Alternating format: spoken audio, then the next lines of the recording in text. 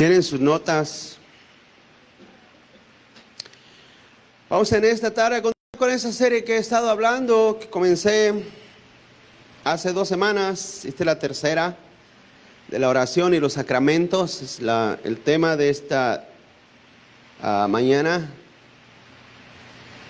Y vamos a 1 Corintios capítulo 11, verso 23, hermanos.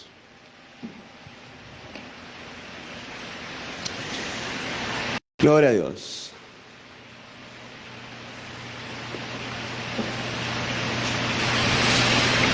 Primero Corintios 11, 23 dice: porque yo recibí del Señor lo que también os he enseñado, que el Señor Jesús, la noche que fue entregado, tomó pan. Amén. Vamos a leer solamente este verso. La noche que fue entregado, tomó pan. El tema de esta mañana, hermanos, es la cena del Señor. Vamos a orar. Padre, gracias, Señor, te damos en esta mañana por todo lo que nos das, Señor. Bendice tu palabra en el corazón de tus hijos, de mis hermanos.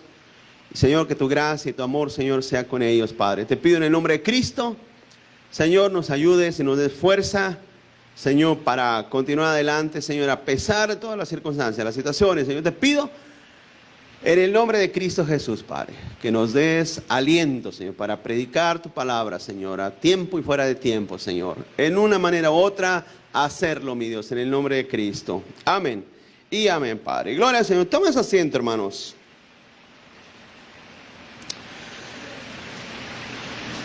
La cena del Señor es el tema de esta mañana.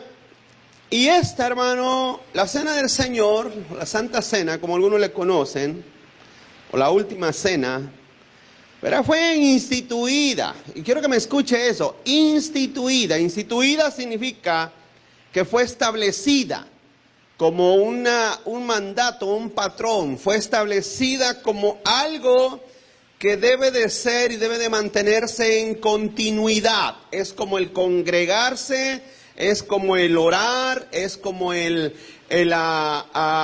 varias cosas que fueron establecidas en una continuidad para la iglesia. De la misma manera, la cena del Señor, la Santa Cena, está instituida bajo ese mismo patrón que Dios lo pone, o Cristo lo puso, hermano, en una manera continua. Y esto nos enseña, hermano, en cierta manera, la forma más bella de mostrarnos su amor por nosotros. Y su amor, hermano, es manifiesto aquí. Fíjense que esto fue instituido, algunos piensan un día o unos días antes de que Jesús fuera entregado, hermanos. Y vemos cómo en medio de la situación más oscura, en el aspecto, ¿verdad?, de lo que se venía para Cristo, hermano, Él instituye la última cena, en su última cena, instituye esto como parte de su amor, de su misericordia. Así que la Santa Cena jamás debe de confundirse, hermano, como los católicos creen, algo que se llama transustanciación, así es la palabra, transustanciación. Ellos creen, el católico romano cree, hermano, que literalmente y milagrosamente, hermano, el pan y el vino se convierten en el cuerpo y la sangre de Cristo. Ellos creen eso. Esa es la creencia y la enseñanza que ellos tienen. Cuando el católico va a misa y recibe la comunión, que es la hostia, y el sacerdote toma el vino, ellos creen, hermano, que es literalmente el cuerpo y la sangre de Jesús. Por eso el vino solamente lo toma el sacerdote. Y la hostia se le da a la gente, y yo no sé si alguna vez usted ha mirado, lo he explicado, lo he hecho en otras ocasiones, que cuando a la persona se le da la hostia, se le pone algo en la parte de abajo, para que si la persona falla, X razón falla en tomar la hostia en la boca, la hostia no caiga al suelo. Porque para el sacerdocio y el magistrado sacerdotal, hermano, es muy blasfemo que alguien tire literalmente el cuerpo de Cristo al suelo. Y tampoco dan el vino a la gente, no dan el vino a la gente, porque también consideran que la persona puede derramar el vino, y eso se considera como desperdiciar la sangre de Cristo. Esa es la creencia católica. Bueno, la iglesia cristiana, lógicamente, no creemos eso. La Santa Cena no es eso. La Santa Cena no es ni el cuerpo ni la sangre de Jesús. Literalmente, hermano, ¿verdad? Como explico aquí, ven, lo continúo leyendo, Martín Lutero y Calvino fueron dos de los reformadores que comenzaron lo que se conoce, o más bien continuaron lo que se conoce como el protestantismo. Ellos descartaron este error y lo pusieron como una herejía. Para ellos era una herejía creer que el pan y el vino era el cuerpo literal de Cristo. Y ellos enseñaron que ni el pan ni el vino son el cuerpo de Cristo, hermano, sino simbolismos que se deben de tomar con el debido respeto, reverencia y amor. En realidad, la Santa Cena es una invitación a la gracia de Cristo. Esa es la realidad en sí. Es una invitación a disfrutar y a recibir el amor de Cristo, a recibir su gracia. Entonces, por lo tanto, se debe tomar en ese debido respeto, en esa debida reverencia, para que como cristianos podamos disfrutar de este sacramento. Esto es uno de los sacramentos que Cristo estableció juntamente con el bautismo, hermano. Así es que ambos sacramentos deben ser tomados con la debida reverencia, con el debido respeto. Por eso les he dicho, hermano, que yo en lo particular ya no voy a bautizar a quien sea, no lo voy a hacer, ya no. Antes, ¿verdad? Quizás nos daba alegría, guapo, yupi, se va a bautizar fulano, mengano, pero no, ya no. Tenemos que estar seguros que esa persona realmente nació de nuevo y se ha convertido, hermano, y porque a final de cuentas el bautismo no es ningún símbolo de salvación, no simboliza una salvación. El bautismo es solamente un simbolismo de que la persona ha creído en Cristo Jesús. A final de cuentas, el bautismo no salva. Y de la misma manera, hermano, la cena del Señor no salva a nadie, sino que es una invitación a los creyentes, a los cristianos, a que con conciencia vengan y reciban esa bendición de Dios. Punto número 1, hermano. El pan simboliza su cuerpo quebrantado. El pan simboliza su cuerpo quebrantado.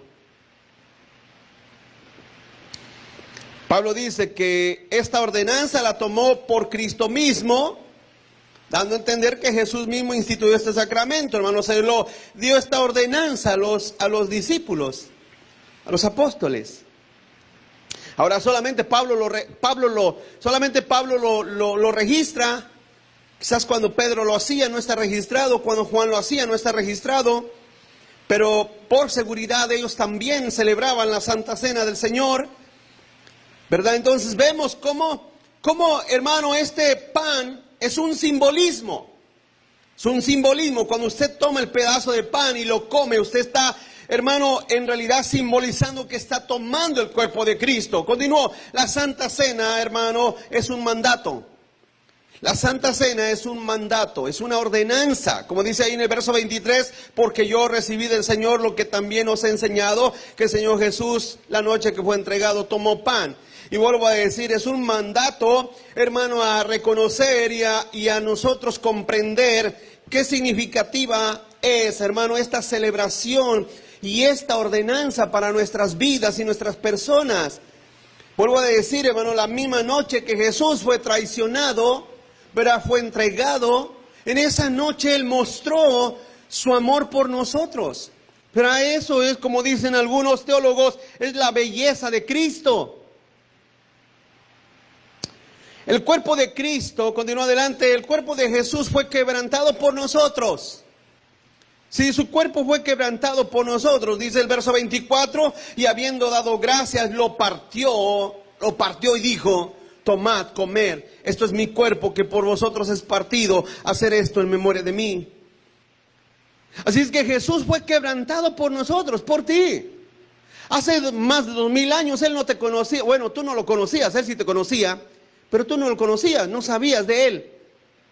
Mas sin en cambio, en ese momento cuando Jesús quebranta el pan, parte el pan, hermano, Él estaba pensando en el quebrantamiento de su cuerpo por nosotros. Los mexicanos, los salvadoreños, los hondureños, los de Guatemala, los de El Salvador, Jesús estaba pensando por nosotros. Qué glorioso su amor, ¿verdad? Eso es parte de su amor y su misericordia. Él en su memoria estaba en nosotros. Ahora, vemos, hermano, que Jesús nos dice, hagan esto en memoria de mí. Hagan esto en memoria de mí. O sea, es algo que nosotros debemos recordar. En ese sacramento estamos recordando lo que Jesús hizo por nosotros. Cuando usted viene a la Santa Cena, la próxima semana, Dios mediante, la vamos a celebrar. Y usted tiene que recordar lo que Jesús hizo por usted. Y lo que Jesús hizo en su persona, por usted, por su vida pecadora, por su vida perdida. Cristo hizo mucho, hizo bastante. Es como que, haga de cuenta que nosotros, hermano, ¿ha visto cómo están los homeless? Especialmente en nuestro bellísimo California, ¿verdad, hermanos? Es donde más hay. Aquí en Nueva York, todos los estados demócratas parece que colectan homeless, hermanos. Pero usted mira un homeless totalmente en la miseria más grave que puede haber en Estados Unidos. Lo bueno que aquí hay comida. Lo bueno que aquí pueden agarrar algo de comida en países de... ¿Por qué cree que en países de México para el sur, Latinoamérica, los homeless casi no existen? Porque la gente con trabajos come. ¿Te imaginas cómo le voy a dar a la homeless? Entonces los homeless saben que se van a morir inmediatamente de hambre. Pero aquí en este país donde hay mucha abundancia, por eso están en este mal. Pero usted mire, lo haga de cuenta que a un homeless, hermano, de un día para otro, usted lo pone, no sé, de presidente, o lo pone de ejecutivo de una empresa, o lo pone de estar en la calle sin nada, un indigente sin nada, ser la persona más andrajosa, va, hermano, y lo baña, lo rasura, lo alista, y lo pone en una mansión de Beverly Hills, por ejemplo. Entienda que prácticamente eso es lo que Cristo hizo con nosotros. Eso es lo que Cristo hace con nosotros. El Señor nos rescata de la vida miserable y nos pone, como dice Efesios 1, nos pone en lugares espirituales con Cristo. Así es que por eso debemos tener memoria, debemos de recordarlo. Debemos todos los días, constantemente, Señor, no era nada más ahora en ti. Soy tu hijo, soy tu siervo. Te amo, estoy aquí, estás conmigo, me has amado, has quebrantado tu persona por mí. Éxodo capítulo 12, verso 8, la representación antigua del Éxodo. Hermano, el quebrantamiento de Cristo es la representación antigua del Éxodo de Israel cuando salió de Egipto. Éxodo 12, 8 dice, en aquella noche comerán la carne asada al fuego y panes sin levadura con hierbas amargas lo comerán. En cierta manera, hermano, la muerte de Cristo, el quebrantamiento de Cristo, hermano, en cierta forma no es algo hermoso. No es algo hermoso, especialmente para el judío, que una persona muriera en la cruz. Era lo más deplorable que pudiera sucederle a una persona. Mas sin en cambio para nosotros, bueno, al menos para mí, yo no sé para usted, pero para mí, hermano, es el hecho más glorioso de mi vida. Porque no voy a ir al infierno. No voy a ir y usted dirá, ¿a poco? ¿Esa es la verdad? Esa es la verdad. Los que van a ir a la condenación eterna son aquellos que simple y sencillamente no son invitados a la vida eterna. Ese es sencillo. Es una forma sencilla. Muchos son los llamados, dice la Biblia. ¿Verdad que sí? Muchos son los llamados, estamos llamados constantemente. Fíjate que a veces ni la iglesia viene, fíjate, sí, ni la iglesia viene, ni la iglesia recibe ya eso. Porque yo creo, estamos en esos tiempos de apostasía. Hay mucha gente que se reúne en las congregaciones, pero son apóstatas, hermano. Son apóstatas, han apostatado del Señor. Yo eso lo creo firmemente. Usted no se sorprenda ni se espante, pero mucha gente que aún se siguen congregando en las iglesias han apostatado del Señor. Porque su fe es una fe sin fruto, su fe es una fe sin obras. Y Santiago claramente dicho, lo hemos dicho muchas veces, verá que la fe sin obras es ¿qué? Muerta. Así de sencillo. Así es que en esto no hay, si usted quizás se asusta y dice, no, pero ¿cómo puede ser? Mire, diga misa, esa es la realidad. La apostasía básicamente es un cristianismo externo sin vida y sin fruto, hermano. Esa es la apostasía. Así es que vemos que somos invitados a ese, hermano, a ese quebrantamiento de Cristo. El Señor Jesús así fue como, perdón, el Padre fue como rescató a Israel de Egipto. Tuvieron que haber pasado primero, comido esa carne de ese cordero y haber probado ese pan, hermano, amargo. Lo comieron. De hecho, la Biblia nos enseña que la palabra de Dios es amarga al paladar, pero después se convierte dulce en el vientre. Así es que vemos como la invitación de Cristo es amargo para muchos. ¿Por qué? Simple y sencillamente porque no están dispuestos ni a dejar su pecado, ni a dejar su vida, ni a dejar, hermano, su vida infructífera por amar y servir a Cristo. También Isaías hace eco de esto. Isaías 53, verso 4 dice: ciertamente llevó Él nuestras enfermedades y sufrió nuestros dolores, y nosotros le tuvimos por azotado, por herido de Dios y abatido. Mas Él herido fue por nuestras rebeliones, molido por nuestros pecados. El castigo de nuestra paz fue sobre Él, y por su llaga fuimos nosotros curados. Todos nosotros, dice Isaías, nos descarriamos como ovejas, cada cual se apartó por su camino, mas Jehová cargó en él el pecado. Fíjate cómo Isaías dice de todos nosotros, no dice del mundo. No dice del mundo, dice de nosotros, porque en realidad Dios desde la historia antigua con Egipto, pero con Israel, siempre Dios rescató a un remanente. Usted dirá, ¿no fue a todo su pueblo? No. ¿Su pueblo quedó tendido en el desierto? No entraron. Su pueblo Israel se prostituyó. Después Dios les mandó profetas y dijo Cristo: Israel, matas a tus profetas. Vemos cómo el Señor siempre se encargó de rescatar remanentes. Es lo mismo. Hoy en día la iglesia está hecha y sobrevive, hermano, por remanentes. ¿O no? Hermanos, la iglesia sobrevive por remanentes, por el remanente de Cristo. ¿Sí? Por el remanente de Cristo sobrevive la iglesia. Es lo mismo, Dios ha cargado, hermano, su pecado sobre nosotros. Y vemos cómo en Cristo, hermano, ¿verdad? Su herida nos ha sanado, nos ha rescatado, nos ha limpiado. Esa es la realidad de la salvación. Y vemos, hermano, cómo su cuerpo fue quebrantado por nosotros. Usted tiene que creer eso. Señor, tú moriste en la cruz por mis pecados. Diste tu vida, tu cuerpo por mis pecados.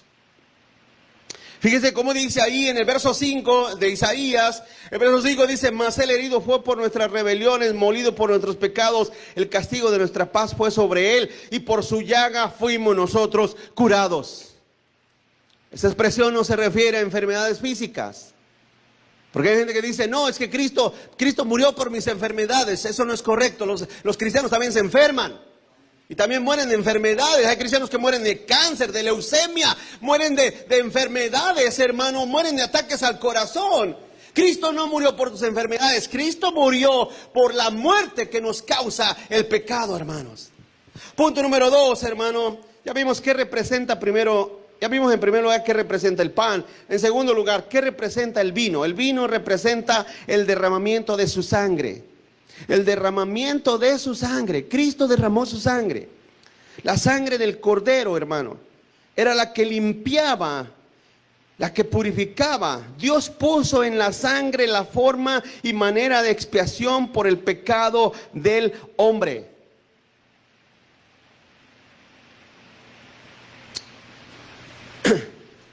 Dios demanda que haga sangre para remisión y limpieza del pecado. Porque en la sangre está la vida del hombre.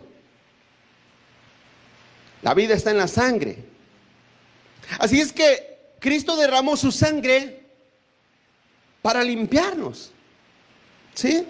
Por nuestros pecados. Continúa adelante, la copa de su reino, dice el verso 25. Dice: asimismo tomó también la copa después de haber cenado, diciendo, ¿sí? Así, Cristo en ese momento está estableciendo, hermano, establece su victoria a través de la copa. Fíjense cómo dice, después de haber sanado, tomó la copa, diciendo, hasta ahí. Quiero que entienda esto. Ahorita leemos la otra parte. Cristo cuando levanta la copa, si alguna vez usted ha mirado, hermano, por ejemplo, cuando se hace un brindis, cuando las personas dicen, vamos a hacer un brindis, cuando, por ejemplo, los empresarios dicen, hemos cerrado un buen negocio, vamos a hacer un brindis. Escúcheme, en la antigüedad los reyes reunían a todos sus súbditos, hermano, y el rey levantaba la copa. ¿Sabe cuándo la levantaba? Cuando había vencido a sus enemigos, cuando había ganado victorias, cuando se habían rendido, cuando habían conquistado nuevos lugares, cuando habían, hermano, alcanzado nuevos logros como rey. El rey agarraba la copa, la levantaba. La copa es una señal o es un simbolismo de la victoria de Cristo. No pierda ahí a 1 Corintios, dice Colosenses 2:13, dice, y a vosotros estando muertos en pecados y en la incircuncisión de vuestra carne, les dio vida juntamente con él, perdonándolos todos los pecados. ¿Cuántos pecados nos perdonó? Todos. Decía Erasmo era el contrincante teológico de Calvino, él decía que es posible que Cristo perdonó nuestros pecados pasados y quizás los de ahorita, pero es imposible que Cristo haga perdonar los de mañana. Pero es una cosa, hermano, aunque somos perdonados en Cristo, lamentablemente el pecado aún continúa en nosotros. Dice ahí, continúa leyendo, dice, perdonando todos los pecados, anulando el acta de los decretos que había contra nosotros, que nos era contraria, quitándola del medio y clavándola, ¿en dónde? El 15, y despojando a los principados y a las potestades, los exhibió públicamente, triunfando sobre ellos en la cruz. Jesús sabía que al siguiente día, Él iba a ganar una victoria sobre el reino de las tinieblas en la cruz del Calvario. Jesús es el único rey que puede celebrar de antemano, hermanos. Porque Él puede ganar todo, Él gana todo. Amén. Él gana todo. Por lo tanto, cuando Jesús está celebrando, está levantando la copa y dice, hagan esto en memoria de mí. Él estaba diciendo, porque Jesús le dijo a sus discípulos, ¿verdad? Por cuanto yo ya vencí, ustedes van a vencer al mundo, porque yo ya vencí. Así es que Jesús nos está enseñando a ser partícipes de esa, hermano, victoria sobre el pecado y sobre el diablo. Continúa adelante. Jesús establece su pacto de gracia. ¿Sí? Y dice, continúa leyendo el verso 25 de 1 Corintios, dice, diciendo, esta copa es el nuevo pacto que en mi sangre, hacer esto todas las veces que la bebieres en memoria de mí. Este es el pacto en mi sangre, hacer esto todas las veces que la bebieres en memoria de mí. Así es que vemos y encontramos, hermano, que Jesús establece un pacto nuevo de gracia, de bondad, de misericordia. ¿Por quiénes? ¿Por el mundo? No, por sus escogidos, por sus elegidos, por aquellos que han sido llamados a la vida eterna. Escúcheme, hermanos, Cristo, Dios, pudo habernos dejado a todos en la condición que estábamos. Yo hace poco escribía, lo tengo escrito, hermano, escúcheme esto, que Dios no rechaza a nadie. Usted dirá, pero pastor, la elección y la predestinación, ¿no es que Dios está rechazando a gente? No, Dios no rechaza a nadie. Dios simple y sencillamente deja a la gente en la condición que están. El perdido, la gente sin Cristo, hermano, aman más su pecado. Le dice la Biblia que aman más las tinieblas que la luz. No es que Dios te rechaza, no es que Dios rechaza al impío, no es que Dios rechaza, hermano, a las sectas, no, sino que simplemente Dios las deja en las condiciones que están. Mas, sin en cambio, para nosotros, los que hemos sido llamados a la vida eterna, hermano, la bendición de la gracia de Dios es que Dios no te deja como estás. Dios no te deja como estabas, mejor dicho. Dios toma tu vida y empieza a trabajar en tu vida, la cambia, pero primero, antes que nada, Cristo perdona, hermano, tu alma, perdona tu vida, perdona tus pecados, perdona tu maldad y la borra. Y como Él dice mismo, toma nuestras maldades, las echa a sus espaldas y jamás se vuelve a acordar de ellas. Eso es gracia. Eso es la gracia de Dios. El jueves les explicaba que gracia es tener y hacer un favor a alguien que está en mucha más desventaja que nosotros. Es que ya le expliqué, usted tome un homeless, usted le está haciendo un favor, eso es gracia. Usted está tomando a alguien que está en más desventaja que usted, o en una desventaja, hermano, muy grande más que usted, y usted lo toma y le hace un favor, o le hace favores, o lo ayuda. Eso es gracia. Es lo que Cristo hizo con nosotros, estando nosotros en la condición que estábamos. Él nos ofrece su gracia, nos ha traído su gracia. Ahora, ese pacto de gracia, hermano, ese pacto de gracia establece varios aspectos. Esa gracia establece varios aspectos, porque no crea que es una gracia simple, es decir, pues por gracia no sé qué será, pero no. La gracia de Cristo tiene aspectos que son importantes para nuestra vida y nuestra persona. Primero, un pacto de liberación. O sea, su gracia incluye liberación, hermanos. No crea que, imagínense, como Israel, amo a Israel, quiero a mi pueblo Israel, pero lo voy a dejar ahí. No, sugiere que esa gracia significa liberación. Éxodo 12:7 dice, tomarán de la sangre y la pondrán en los dos postes y en el dintel de la casa en que lo han de comer. ¿Qué significaba, hermano, la sangre del cordero? La sangre del cordero, hermano, en los dinteles de la puerta, que es la parte superior, y los postes que sostienen esa puerta, significaba que cuando iba a pasar el ángel de la muerte, hermano, iba a perdonar a esa casa. ¿Me va siguiendo? De la misma manera, la sangre de Cristo en su vida, en su persona, hermano, lo libera, le da liberación, hermano, de la vida pasada, de la vida anterior, de la vida sin Cristo, de la vida sin el Señor. Eso es liberación. Somos libertados del mundo. Somos libertados del pecado. Somos libertados, hermano, de esa vida vacía, de esa vida oscura. Somos libertados. Ahora en Cristo no es posible que sigan existiendo cristianos ignorantes, cristianos que no disfruten de las bendiciones de Dios. No es posible. Por eso debemos de evitar, hermano, el legalismo. El legalismo solamente es como que sales de una esclavitud y vuelves a entrar a otra esclavitud. La esclavitud del legalismo: no comas, no te vistas de esta manera, no te pongas aquello, no te pongas lo otro. Los hombres, mira, hay gente ya muy extrema hoy en día. Usted encuentra en las redes sociales gente muy, pero muy extrema, hermano. Demasiado. Ya, o sea que antes el legalismo era, el cristiano que no anda, pues de corbata, no es cristiano, es pecado. Las mujeres que usan maquillaje y que usan joyas, tremendas impías que son. Antes eso era livianito, hermanos. Pero esas personas, como bien dice la Biblia, van de mal en peor. Y se van enloqueciendo cada vez más y van, hermano, haciendo las cosas peor todavía. Su legalismo va avanzando al grado tal de que si vas al cine es pecado. De que si mira, hay personas que enseñan, hermano, que si tú ves fútbol es pecado.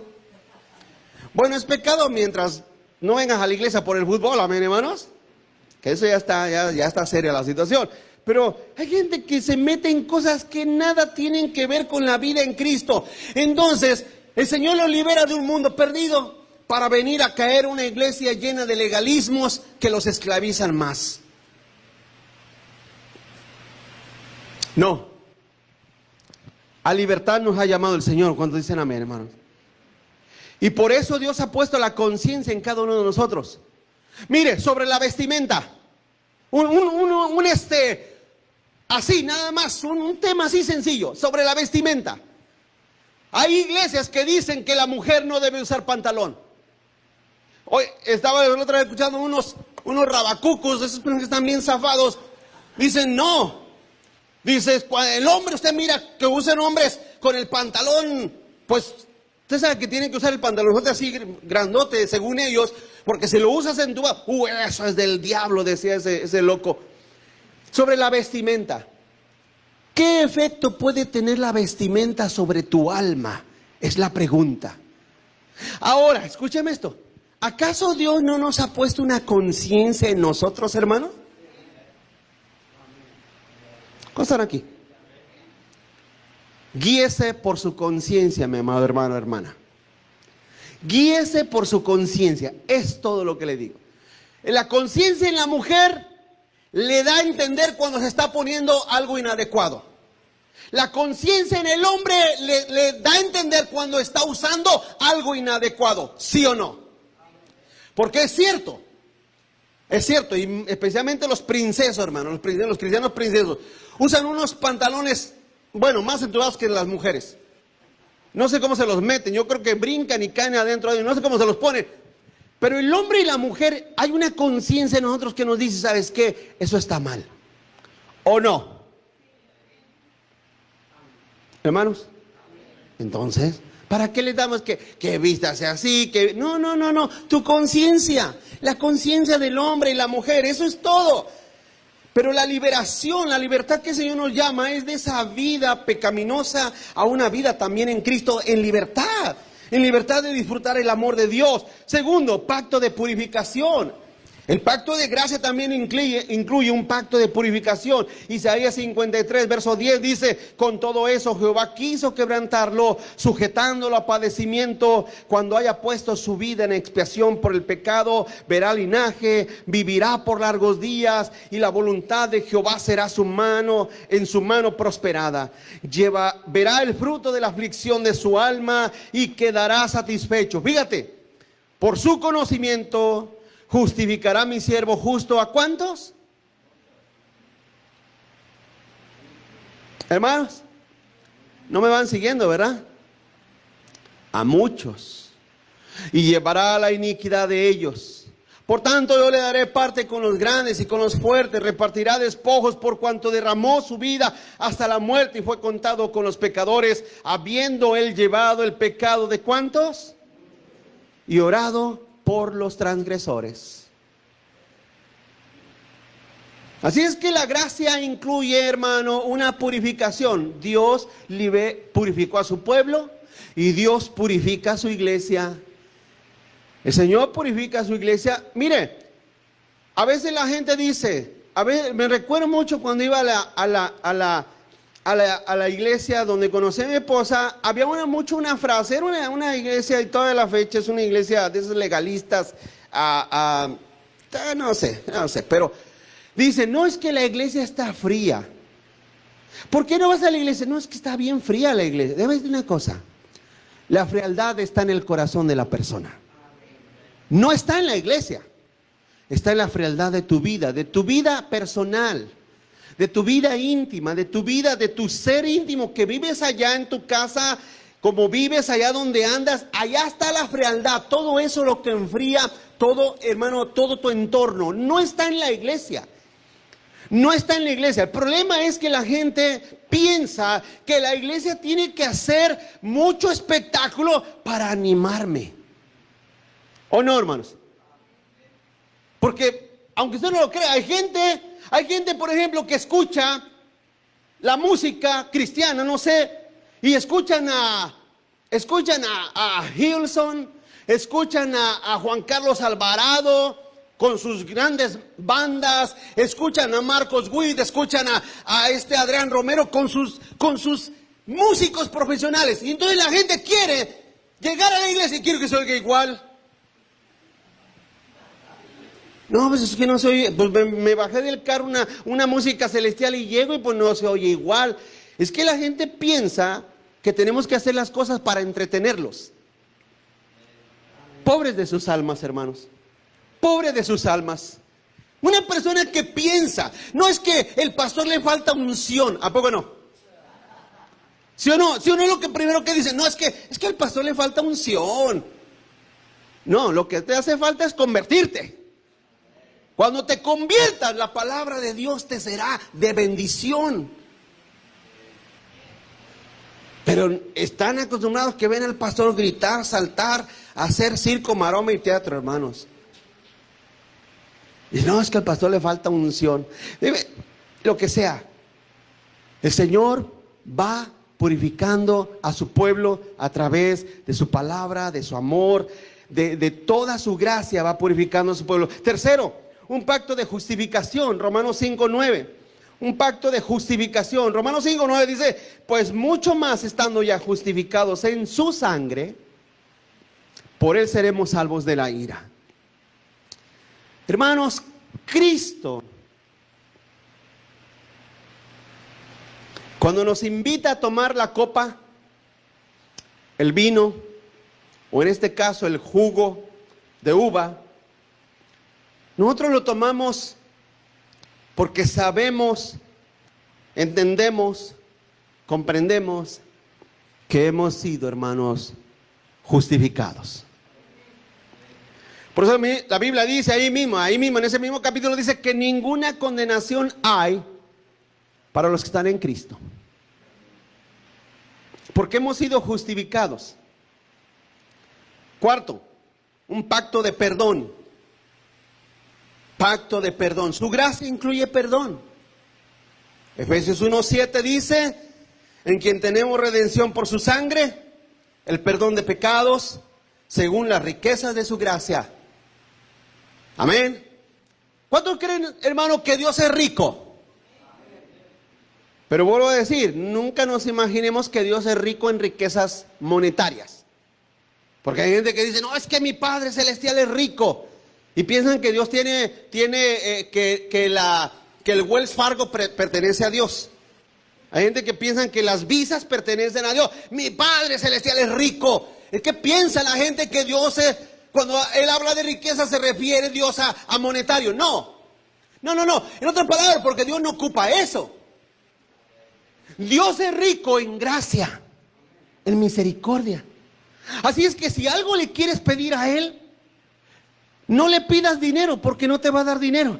Por eso esa gente, fíjate qué casualidad, hermano, que los predicadores de la prosperidad, solamente ellos son ricos. Y todos los borregos, todos los hermanos siguen en la misma situación. Pero nada más ellos son los ricos, ¿sí o no? Hay predicadores de prosperidad que, hermano, tienen jets privados para ellos. Jets privados. ¿De dónde salen? Ellos dicen, no, es que mi padre es rico. No. Esos vividores obtienen la riqueza de la ignorancia de la gente. Que les venden ese cuento, es que Dios es rico. No, Dios no necesita dinero. Si tú dices, Señor, mándame dinero, Dios no te va a mandar dinero, tenlo por seguro. Dios proveerá todas tus necesidades conforme a sus riquezas en gloria. Y entonces dicen estos, pacta. ¿Quieres que Dios? Porque ellos te dicen, ya que se atravesó este tema aquí, pero ellos te dicen, Dios va a cancelar tus deudas. ¿O no?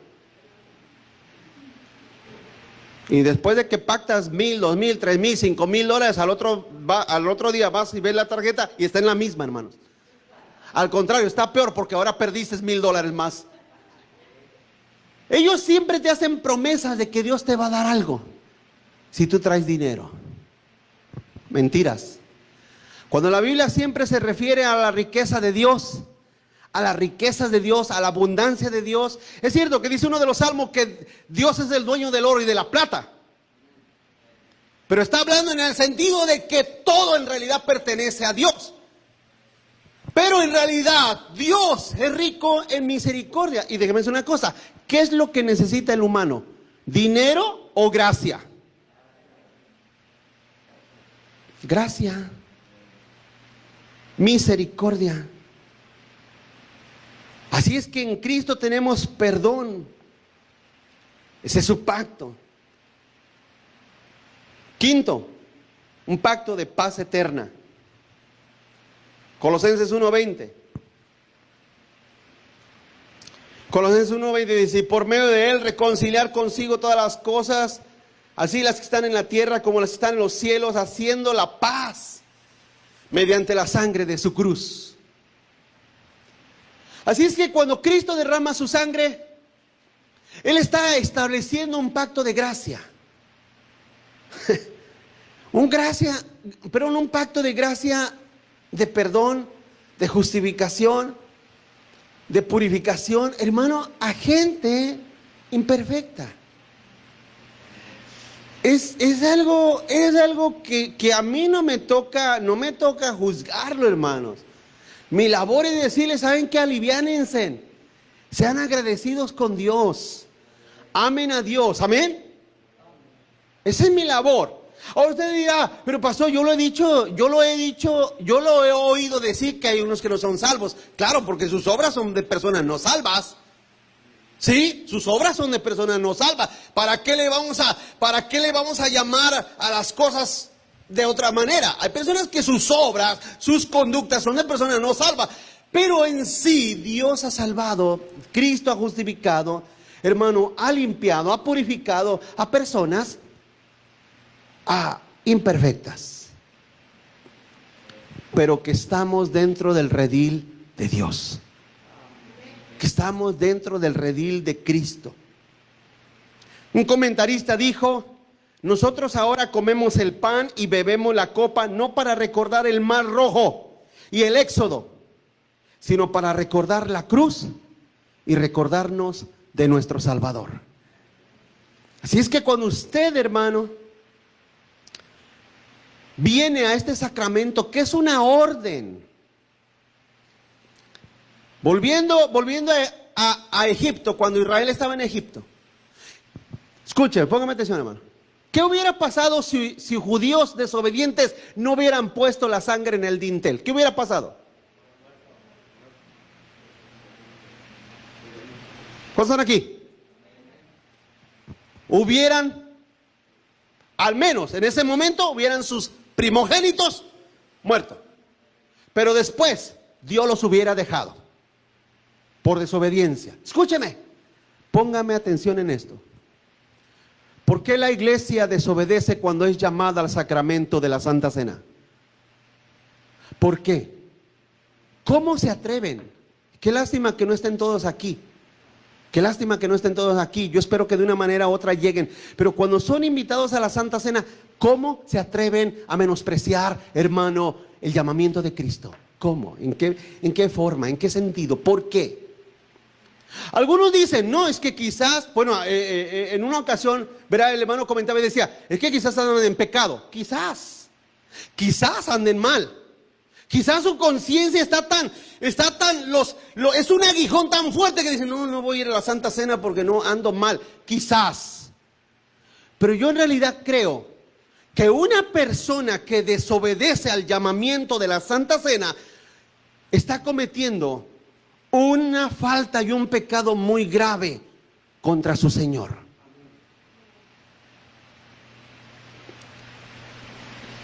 Y háganle como quieran, pero esa es la verdad. Son llamados a la Santa Cena y deben de venir y deben de acercarse, porque estamos llamados a poner la sangre sobre el dintel de nuestras vidas. Estamos llamados a ser liberados por la sangre de Jesús. Estamos llamados a ser redimidos por la sangre de Cristo. Y vuelvo a decir, no es que estamos en ese momento tomando y comiendo el cuerpo y la sangre de Jesús, sino que estamos recordando lo que Jesús hizo por mí, hizo por nosotros. Es una ordenanza, un sacramento es una ordenanza, hermanos. No es una opción, no es algo que es opcional, es una ordenanza de parte de Dios. Tercero, punto número 3, la cena del Señor es recordar su regreso.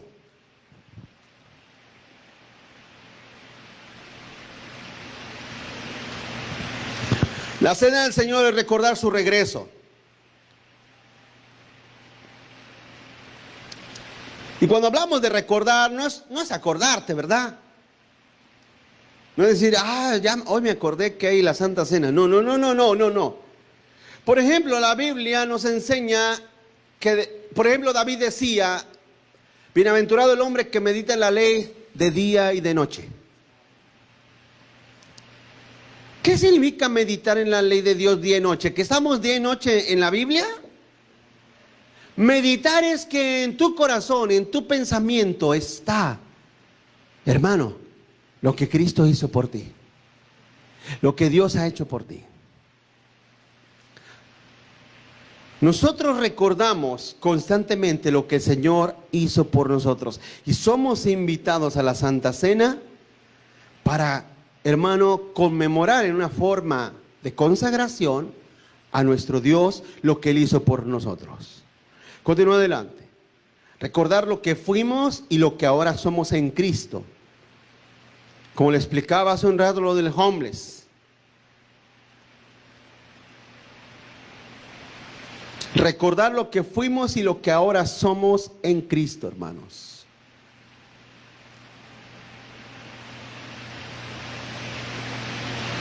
La Biblia es un llamamiento a que seamos mejores cristianos. ¿O no? Hermanos, a que seamos mejores cristianos. Pero la Biblia, vuelvo a decir, escúcheme esto, la Biblia habla de la apostasía y yo creo que una persona a través del tiempo, a través de sus años, en vez de ser mejor cristiano, se hace peor cristiano. Eso es algo serio. En eso está la clave para entender que no es cristiano.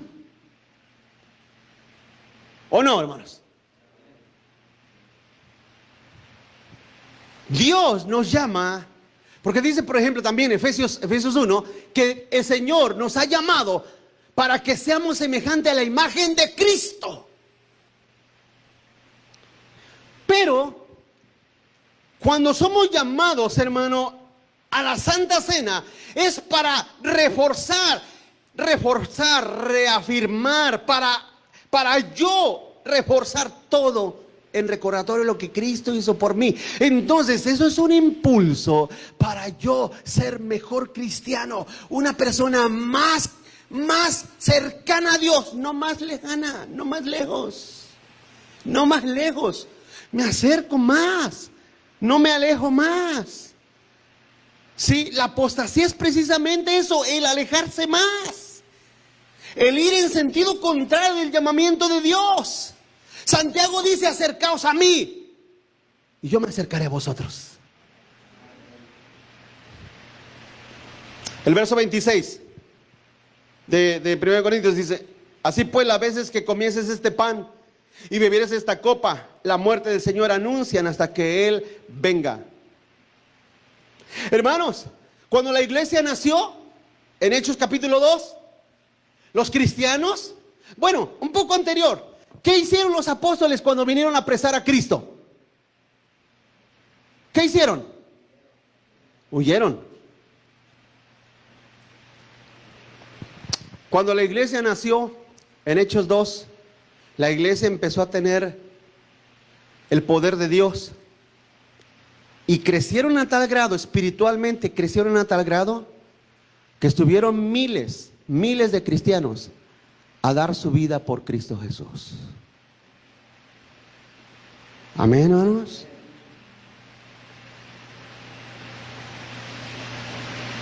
En todo sentido, usted dirá, pero pastor, el libro de Hechos es un libro histórico.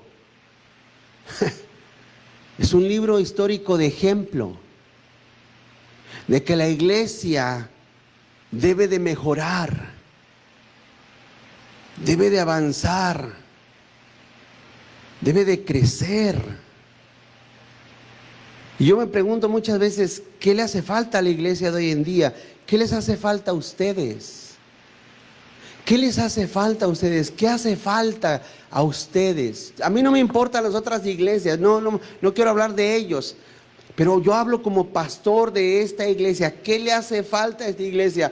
No le hace falta, bueno, a mi entender, ¿qué le hace falta? qué? Yo me pongo a pensar porque yo medito, trato de pensar y estoy pensando, ¿qué le hace falta? ¿Qué necesita la iglesia para andar? Déjame decir una cosa, hermano. Yo no encuentro ninguna otra explicación después de meditar y meditar y meditar a través de la Escritura, viendo la iglesia de Hechos en adelante, viendo la historia de la iglesia a través de todos estos siglos, viendo, hermano, todo el cristianismo a través de este siglo, y vengo a compararla con la iglesia de hoy en día, me doy cuenta que solamente pastoreamos iglesias apóstatas, hermanos. Iglesias de gente cristiana sin Cristo. Cristianos sin Cristo, hermanos. Esa es la realidad. Y aunque se burlen, pero esa es la verdad. Esa es la realidad. Y yo tengo que decírselos, porque no va a bajar un ángel del cielo a decírselos, ténganlo por seguro. No va a bajar Dios a decírselos, ténganlo por seguro. No, ni sueñen. Por eso tienen a un ministro, por eso Dios les ha puesto a un ministro, a un predicador. Sí, por eso Dios se los ha puesto, para que ustedes escuchen la voz de Dios constantemente y entiendan que el cristianismo debe de mejorar. Debe de ser personas mejores. Deben de ser personas que deben de estar más comprometidas con el Señor. Yo sé que si les aprieto las tuercas, ya varios de ustedes no van a resistir. Lo sé. Sé que si aprieto las tuercas y les pongo más presión, no, yo sé que no van a aguantar, ya lo sé. Y créamelo que yo lo acepté. Yo antes decía, no, Leo, ponte firme en esto. Pero yo ya acepté que no van a hacerlo, hermanos. Créamelo, ya lo acepté. Ya me convencí, para que me entienda. Ya me convencí. Porque cuando la iglesia no entiende y no comprende lo que Cristo ha hecho por sí, por ellos, por ustedes, como Moisés le decía a su pueblo, Dios los ha liberado de la tierra de Egipto, no vuelvan a la esclavitud. Cuando se recuerda que Israel quería regresar. Por ejemplo, cuando Dios les mandó codornices, Dios les mandó el maná, el pueblo se quejaba. Decía, otra vez maná. Despreciaron al pan de vida. Otra vez codornices. Y dice la Biblia que Dios se airó. Y le dijo a Moisés, Moisés, hazte un lado. Te voy a quitar a este pueblo y te voy a poner gente mejor. Bueno, yo no sé, Moisés sí la pensó, hermano. Yo no sé, yo francamente no sé si la pensaría 2 veces. Yo no sé, Señor, please, no sé. Pero Moisés dijo, no, Señor, no. Corrieron, tomaron incienso y fueron al tabernáculo, presentaron por el pueblo. No, Señor, por favor. ¿Qué van a decir? ¿Qué van a decir los egipcios? La cena del Señor es la cúspide. Es el pináculo donde usted manifiesta, hermano, su amor, su gracia, su misericordia. Reconoce su bondad, su misericordia por usted. Cuando nosotros celebramos la cena del Señor, estamos, hermano, recordando muchas cosas. La obra de Cristo en la cruz. Hermano, la participación de la presencia espiritual de Cristo en el compañerismo con Él. No los elementos, sino el compañerismo con Él. Celebramos que Él tiene comunión con nosotros, con los santos. Celebramos, hermanos, la adoración en santidad, por eso la adoramos. ¿Sí? No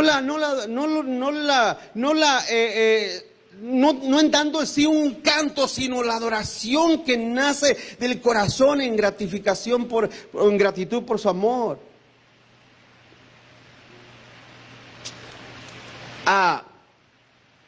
Estamos nosotros recordando que proclamamos la salvación en Él. Estamos anticipando el regreso de Cristo por su iglesia. Estamos celebrando la venida de su reino, hermanos. ¿Sí? Por eso el Señor nos llama a la Santa Cena.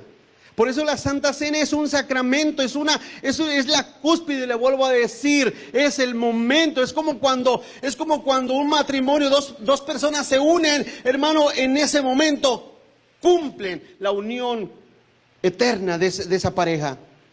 Ahora, rápidamente, vamos a terminar aquí. Hay dos cláusulas importantes, hermano, para tomar dignamente la cena del Señor, porque también en esto hay confusión. Por ejemplo, volviendo al punto, hay gente que dice, bueno, si no vienen a la Santa Cena es porque quizás están en pecado. En cierta manera, vamos a decir que sí.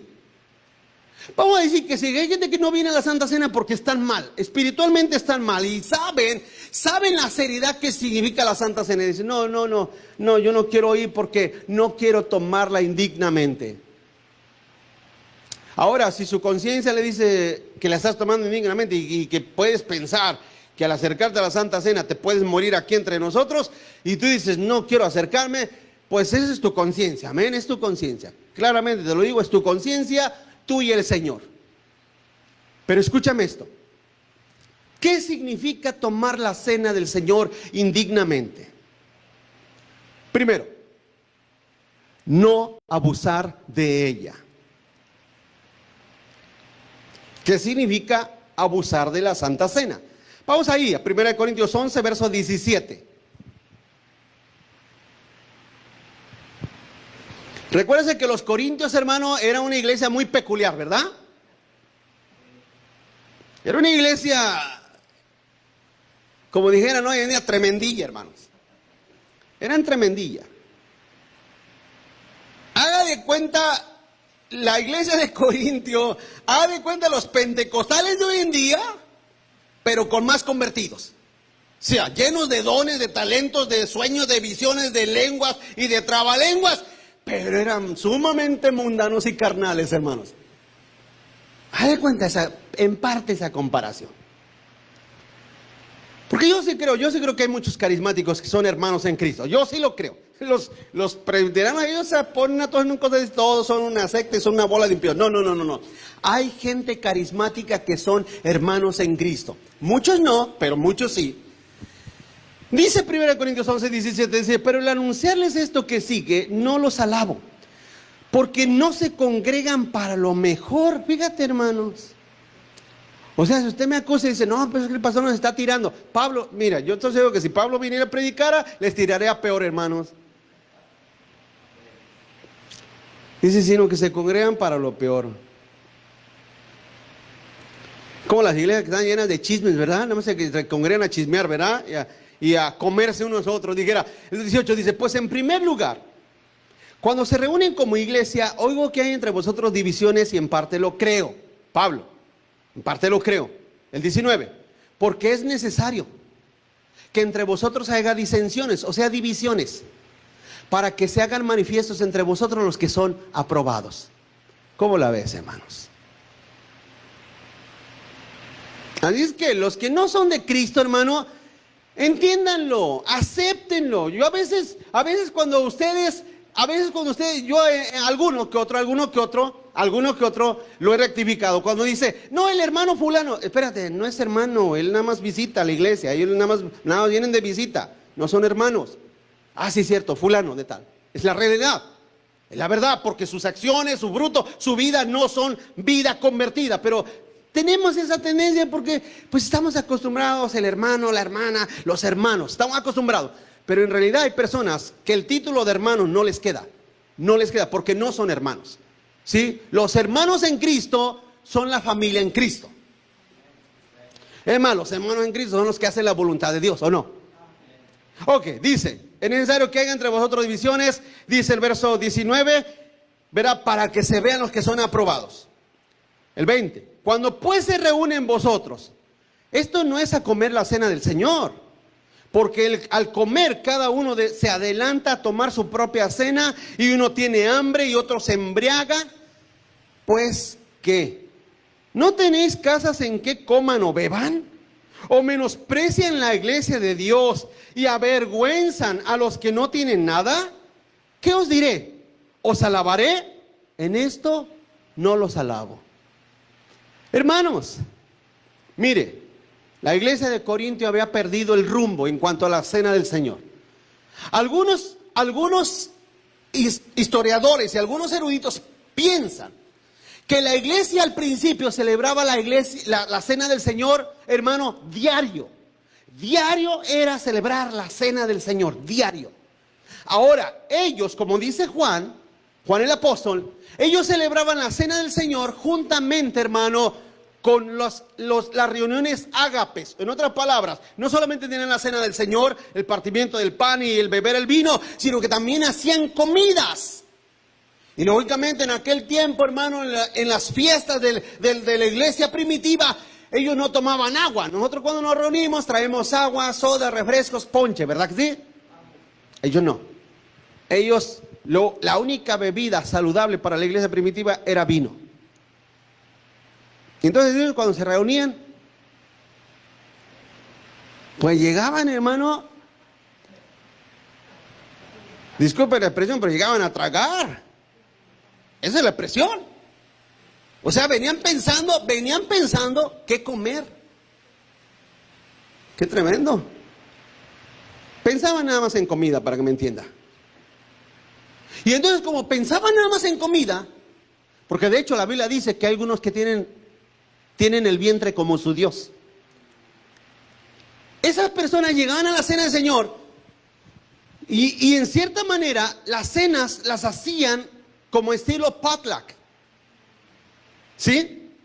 Y entonces algunos traían un pavo bien cocinado, pero nada más se lo comían ellos y no compartían con el pobre ni con el necesitado.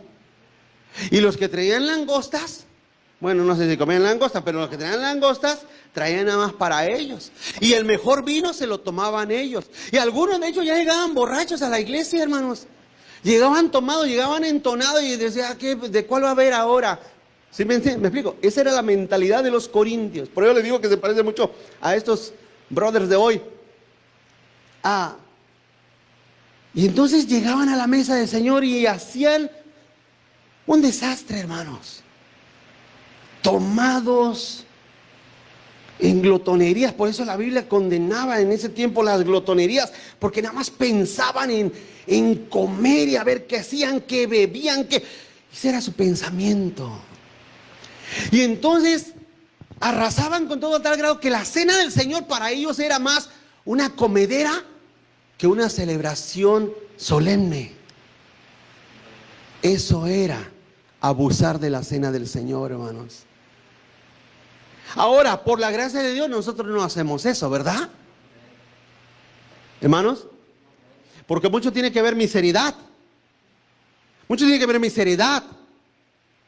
Si yo fuera un payaso en las cosas espirituales, estoy seguro que usted fuera también un payaso. Pero les digo con seriedad, acérquese a la cena del Señor. Nunca se me olvida, y esto es importante que ustedes le enseñen a sus hijos. Nunca se me olvida una pareja que venían, que ya no están, no sobrevivieron, hermano, al cataclisma, pero venían, y en una ocasión en la cena del Señor dijeron, yo lo oí que dijo esa señora, ¿nos van a dar tortas? Yo lo oí. Hermanos, sí me explico. O sea, esas personas no piensan bien. No piensan bien. Hay algo en sus pensamientos que no es espiritual, que no piensan bien. Abusar, continúa adelante, abusar de ella es acercarnos con desprecio a la cena del Señor, hermanos. Los corintios básicamente llegaban a la cena del Señor en forma de glotonear y comer desmedidamente y emborracharse. Eso eran las cenas del Señor. El pecado aquí, hermano, es tomar la cena del Señor a la ligera y con desprecio. ¿Sí? Así es que escúchenme esto, porque mire, el próximo domingo, Dios mediante, si Dios nos permite, vamos a celebrar la cena del Señor, amén. Póngame atención en esto, y se lo deja saber a aquellos que no estuvieron hoy en día. Cuando venga la cena del Señor, cuando yo lo llame a la cena del Señor, yo lo llame a la cena del Señor, venga en silencio, venga en reverencia. No venga jugando, no venga peleando, no venga discutiendo, venga en silencio, acérquese, porque usted se está acercando a un sacramento. A un sacramento. Venga en reverencia, con amor, recordando, Señor, todo lo que tú hiciste por mí. Por eso te alabo, por eso te bendigo, por eso te agradezco. Segundo, despreciando su misericordia. Despreciando su misericordia, hermanos. En segundo lugar, hermano, es despreciar su misericordia. ¿Qué es despreciar la misericordia del Señor? Vemos, vamos a el pasaje anterior, el que sigue, en el verso 27, de manera, dice, que cualquiera que comiera este pan, ¿me va siguiendo? De manera que cualquiera que comiera este pan, o bebiera esta copa del Señor indignamente, será culpable del cuerpo y la sangre del Señor. Por tanto, pruébese cada uno a sí mismo y coma así del pan y beba de la copa. Porque el que come y bebe indignamente, sin discernir el cuerpo del Señor, juicio come y bebe para sí. Por lo cual hay muchos enfermos y debilitados entre vosotros y muchos duermen. ¿Sabe lo que significa dormir? Mueren. En otras palabras, Dios había llegado al extremo, hermano, de quitarle la vida a varios corintios porque habían tomado la cena del Señor en una manera abusiva e indignamente la habían menospreciado. Y entonces Dios había decidido, porque Pablo lo testifica, que varios de ellos ya habían muerto y estaban débiles y enfermos. O sea, Dios les había mandado plagas a la iglesia de Corinto, hermanos. El 31. Si pues nos examinásemos a nosotros mismos, no seríamos juzgados. Mas siendo juzgados somos castigados por el Señor para que no seamos, condenados con el mundo. Así que, hermanos míos, fíjate que Pablo, a pesar de cómo eran los corintios, los llamaba como hermanos.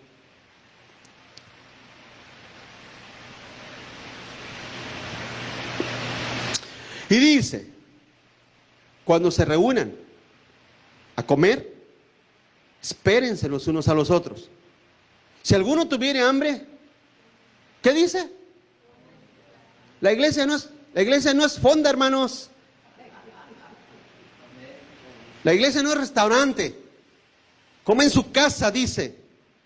O le dijo a los corintios, para que no se reúnan para juicio.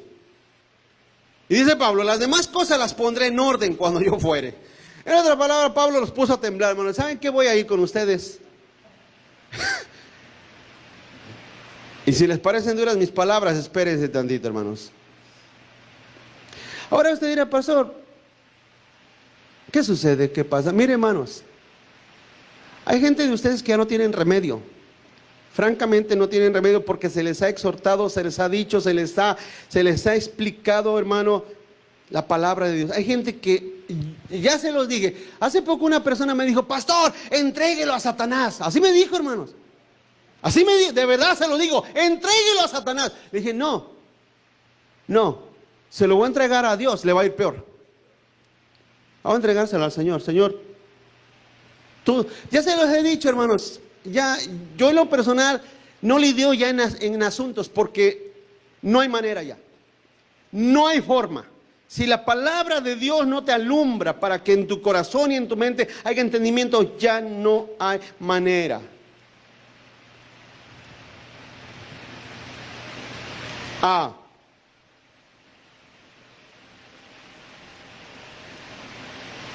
¿Tengo que ser más estricto? Sí. Sí lo voy a hacer. Lo voy a hacer.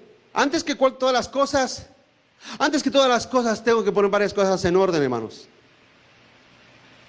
Tengo que poner varias cosas en orden y las tengo que hacer. Las tengo que hacer porque ya se los dije, no viene un ángel del cielo. No va a venir un ángel del cielo. Señor, manda un ángel. No, ahí estás tú. Ahí estás tú, por eso te puse a ti. Por eso Pablo le dijo a Tito, por eso te dejé en Creta. Le dice Pablo a Tito, por eso te dejé en Creta, para que ponga las cosas en orden. Por último, la falta de entendimiento te lleva a la falta de discernimiento. No discernes porque no entiendes. Todo durante 2 meses se le está anunciando que viene la cena del Señor, ¿sí o no, hermanos? Pregunto, ¿no hay tiempo suficiente para poner en orden los pensamientos y el corazón? Claro que sí. Es lo que dice Pablo en el verso 31, dice, si nos examinamos a nosotros mismos, no seremos juzgados. O sea, si yo me examino en mi vida, ¿me acercaré a la cena del Señor? ¿Soy pecador? Sí, por eso me acerco.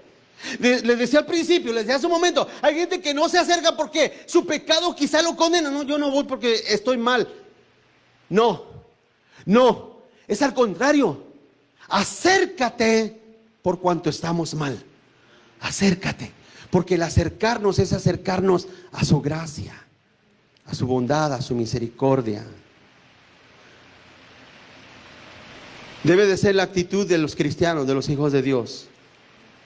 Hebreos capítulo 4, por tanto, verso 14, Hebreos 4, 14, por tanto, teniendo un gran sumo sacerdote que traspasó los cielos, Jesús, el Hijo de Dios, retengamos, dice Pablo, dice, bueno, algunos creen que Pablo escribió Hebreos, pero dice el escritor de Hebreos, retengamos nuestra profesión, porque no tenemos un sumo sacerdote que no pueda compadecerse de nuestras debilidades. Pregunto, ¿usted cree que Cristo sabe que somos débiles, hermanos? Estoy en el verso 15. Uno que se compadece de nuestras habilidades, dice, sino uno que fue tentado en todo, según nuestra semejanza, pero sin pecado. O sea, Cristo fue tentado como nosotros. Nosotros fallamos, le fallamos al Señor, pero Cristo fue tentado igualmente, pero no pecó. Él jamás pecó, jamás cayó en pecado. Y dice el verso 16, ¿qué dice el 16? En tu debilidad, acércate. Acércate pues confiadamente al trono de la gracia para alcanzar misericordia y hallar gracia para el oportuno socorro. Viene la cena del Señor, el sacramento máximo de la iglesia. El sacramento máximo de la iglesia viene y la gente, ay, ya viene la Santa Cena, yo no voy porque estoy mal. No, acércate con toda tu debilidad, acércate al trono de gracia. La cena es una invitación a que nosotros vengamos a recibir una vez más su gracia y su bondad. Una vez más. Hermanos, no nos hace falta nada. Nada. A ustedes no les falta nada. No les falta nada. No les falta nada. Y de eso nos encargamos, tanto yo como pastor, como los ministros. Y ministros me refiero a los músicos, me refiero a los sugieres, me refiero a los maestros, me refiero a todos. No les hace falta nada.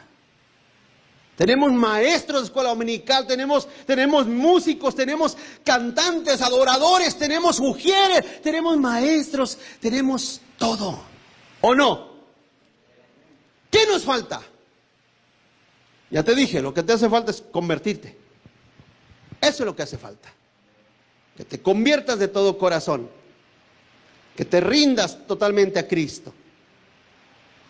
Ya se los dije, hoy en día la iglesia está regida, no por la palabra de Dios, está regida por el clima, por los climas y los cambios meteorológicos, hermanos. Está frío, no vengo, está muy frío. Está caliente, no vengo porque está muy caliente. Hace aire, hace aire. Es una cosa, eso es lo que rige ya la vida de la iglesia.